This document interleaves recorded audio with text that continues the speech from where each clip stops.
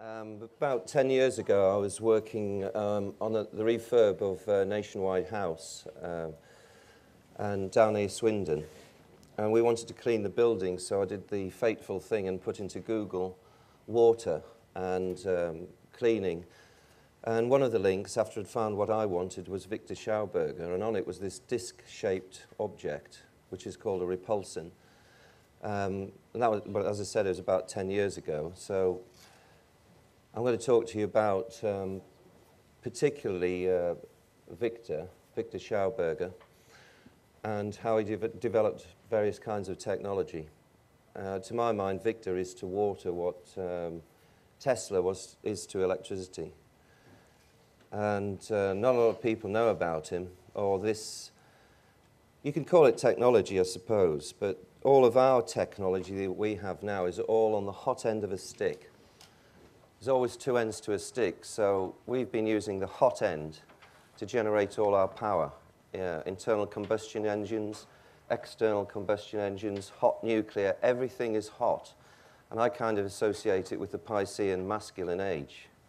And we're going into the Aquarian age, which are these energies. It's called implosion because, well, I suppose in physics, it depends how you look at how things move. So the masculine energies move from the inside out, the axis to the radius. And those energies are what nature uses to take things apart. But the feminine energies are centripetal. They go from the outside in, so it's radial axial acceleration of fluids. It's just one of the ways of looking at it. But on here, I'm using an illustration which is, well, by the way, a lot of this information does come from a series of 4 books that were translated from German. Well, he was Austrian, called the Eco-Technology series, and they were translated by Callum Coates many years ago. There's a series of 4. But so this is a story that actually comes from Victor, because he talked about this. This, as you can see, is obviously a sycamore seed. All these other shapes are man-made interpretations of that same shape. And what this is designed to do when it falls off the tree is actually slow down, because it wants to break its fall, B-R-A-K-E, slow it down. That's what it's designed to do, that shape, is to slow things down. I'm really drumming this in so you can see where it's going in a minute. So you kind of get it, yeah, you got it, good. Right, so that's the shape you're going to use to slow things down. Now, all these other shapes are designed to do what? Make things go faster. Thank you very much, you're dead on. So we've got different shapes, or different designs on the same principle, but you're using a braking shape to accelerate a flow. So they're the wrong shapes. We're using the wrong shapes to do what we need to do, which is move a fluid. When you do use these shapes, I don't know if you know anything about propellers or impellers, but they get problems at the tips. They get cavitation and prop slip and all kinds of strange things happening on the edge of the blade. And basically, the engineers then, they do all kinds of things to avoid like different shape. They get very clever. They're trying to engineer out a design fault, which they'll never do. So we know they're using the wrong shapes. They get quite clever. But you get a problem also at the end of this. I think I mentioned that cavitation. I don't know if anybody's ever heard of cavitation. Yeah? Because it is a way to free energy eventually. Fleischmann and Pons were doing this in the late 90s with water, bombarding water. It was collapsing a bubble, making temperatures, they said, equivalent to the surface of the sun. And was it possible to sustain it? And then it was kind of all hidden. I mean, some of this talk, as I go along, I'll talk about what I think happened or is happening in regard of technology. Because when you give this talk, people say, well, where do we get one? Where do we get an implosion turbine? And there's none on the shelf anywhere, as far as I know. So we'll touch on that in a little while. But there's lots of diagrams. Victor was a great draftsman. He was absolutely phenomenal because, he could see it in his mind, so he had to express it in pencil. Didn't have a computer, of course. So he used to draw it in his head. We'll come on to the shapes later. This actually is a picture of what I was just describing. Centrifugal, centripetal on one side and the opposite on the other. So on this side, you've got disintegrating, decelerating, can't read that one, destructive, divergent, can't read that one, what's it say on there? Anyway, I can't read. There's a bunch of words on that describe this you might call outward motion that we're all using to drive our craft, friction reducing. But on the other side, you get the opposite. So on this side, with radial axial acceleration, you get accelerating, inwinding, contracting, convergent. But this is the magic one, friction reducing. So basically what that's saying is the faster you go, the less resistance, the less friction you get.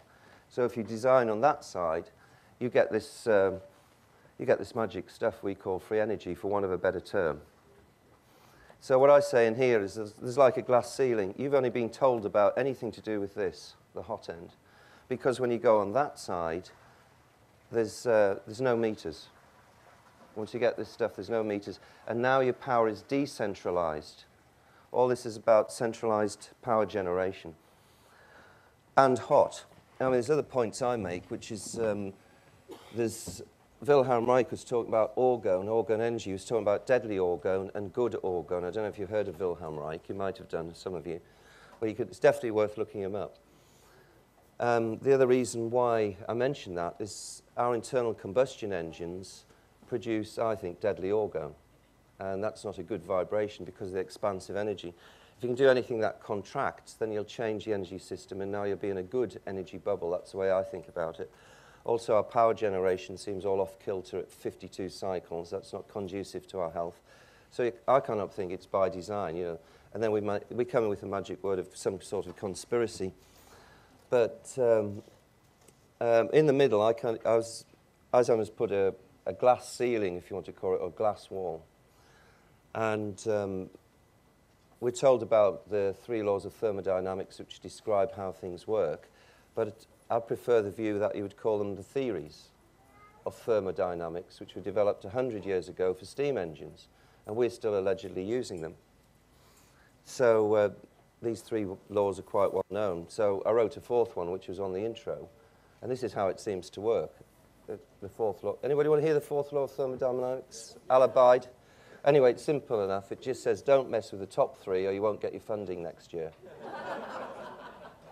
And it seems to be a lot of it about, because anybody who's doing any research, it's all controlled, it seems to me, in universities.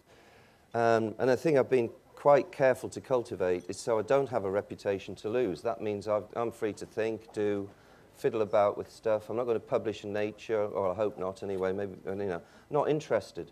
Because if you've got a reputation to lose or a position, you're hamstrung, because you're only ever going to produce information that keeps your research going, and that seems to come up a lot. They don't want to solve the problem, they want to keep doing the research because that's what they're funded to do. Goes across medicine, goes across energy, a whole bunch of stuff. That's the way I think about it. I mean, some of you might know the story of Tesla and Wardenclyffe, which was energy that could be transmitted anywhere on the planet. He could call it free energy, and he was sponsored by J.P. Morgan, and we still have Morgan and something.